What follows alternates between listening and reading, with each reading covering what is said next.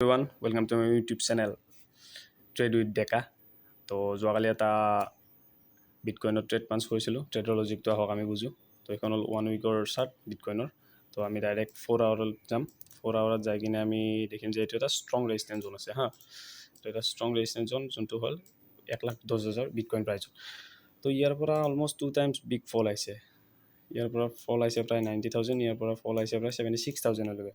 তো 76,000ত বায়াৰ্ছখিনি এক্টিভ হৈ গ'ল। তো বায়াৰ্ছখিনি এক্টিভ হৈ যোৱাৰ পিছত এই 76,000ৰ যিটো বাইং লেভেল আছিল, ইয়াৰ পৰা বায়াৰ্ছখিনি এক্টিভেট হৈ কিনে বৰ্তমান প্ৰায় 27,000 মানৰ ৰানিং বাইং চলি আছে। তো ৰানিং বাইঙত কেনেকৈ নিজৰ কাৰণে এটা ট্ৰেড পাঞ্চ কৰিব পাৰি, তাৰ কাৰণে মই 1 আৱাৰৰ চাৰ্টত মই আহি গ'লোঁ।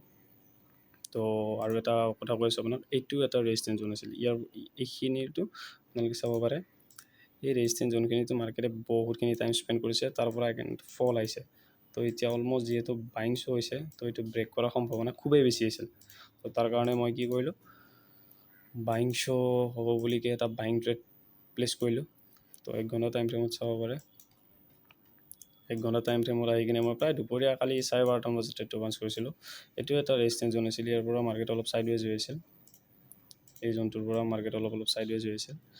তো এতিয়া এইডাল ষ্ট্ৰং বুলিছ কেণ্ডেল ক্ল'জ কৰিলে, আৰু যিটো মোৰ মেইন ৰেজিষ্টেঞ্চ জোন আছিল তাতো একদম ষ্ট্ৰং 1 ঘণ্টাত বুলিছ কেণ্ডেল পালোঁ মই। দুইডাল মই ষ্ট্ৰং বুলিছ কেণ্ডেল মই ক্ল'জিং পালোঁ। তো তাৰপিছত মোৰ প্লেন কি হ'ব, যিহেতু অলমষ্ট বিটকইন বাইঙত আছে, তো মই ইয়াক 15 মিনিট টাইম ফ্ৰেমত শ্বিফ্ট কৰিলোঁ। আৰু 15 মিনিটৰ টাইমত শ্বিফ্ট কৰি কিনে এই যিটো মোৰ ষ্ট্ৰং ৰেজিষ্টেঞ্চ জোনটো আছিল, তাৰ পৰা বাইং গ'ল, বাইঙৰ পৰা এটা পুল বেক আহিল, তাৰপিছত এগেইন বাইং গ'ল। এই এগেইন যিটো হাইটো ক্ৰছ কৰিলে, তো মই প্ৰায় এইডাল কেণ্ডেলত এণ্ট্ৰি বনাই ল'লোঁ আৰু মোৰ এছ এল দিলোঁ প্ৰিভিয়াছ ছুইং ল'।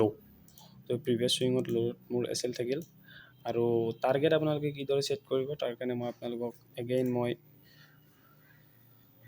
2 আৱাৰ চাৰ্টতে আপোনালোকক লৈ যাওঁ। তো টাৰ্গেট আপোনালোকে ছেট কৰিব পাৰে।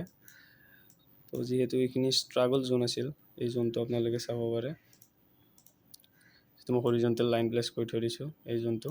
তো ইয়ালৈকে প্ৰায় টাৰ্গেট বহে। অ'কে, তো এইটো হোল্ডিং ট্ৰেড আছিল, যিহেতু 15 মিনিট টাইম ফ্ৰেমত মই এক্সিকিউট কৰিছিলোঁ। এগেইন 15 মিনিটৰ টাইমত আহি গ'লোঁ। তো এইটো চাব পাৰে।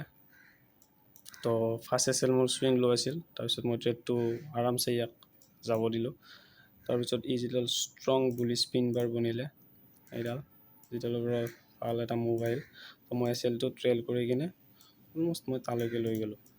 তো মোৰ ৰাতাৰাতিৰ ভিতৰত মোৰ প্ৰফিটটো বুক হৈছিল, যিমানলৈকে টাৰ্গেট আছিল।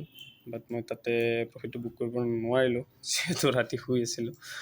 তো মই টাৰ্গেট লগাই বহি নাথাকোঁ, টাৰ্গেটটো মানে মই লগোৱা পাহৰি গ'লোঁ টাৰ্গেট লগাবৰ কাৰণে। তো অলমষ্ট এতিয়া বৰ্তমান চাওঁ আৰু তালৈকে যদি যায় আৰামছে তাতে বুক কৰি দিম, নহ'লে মোৰ এছ এল বৰ্তমান ট্ৰেইল হৈ আছে, এইডাল কেণ্ডেলৰ হাই প্লেচ কৰি থৈ দিছোঁ। তো অলমষ্ট মোৰ এই ট্ৰেডটো আপোনালোকে চাব পাৰে 1:15 ৰিস্ক ৰিৱাৰ্ড ৰেচিঅ'। তো এনেকুৱা এটা ট্ৰেড যদি ধৰিব পৰা যায়, আৰামছে একমাহ ট্ৰেড নকৰিলেও চলি যায়। তো চাই থাকক মোৰ চেনেলটো, এনেকুৱা ট্ৰেডৰ লজিক আপোনালোকক মই দি থাকিম। অ'কে গাইছ, চেনেলটো ছাবস্ক্ৰাইব কৰি দিব, এণ্ড লাইক কৰি দিব, কমেণ্ট কৰি দিব, এণ্ড চাই থাকক ট্ৰেড উইথ ডেকা।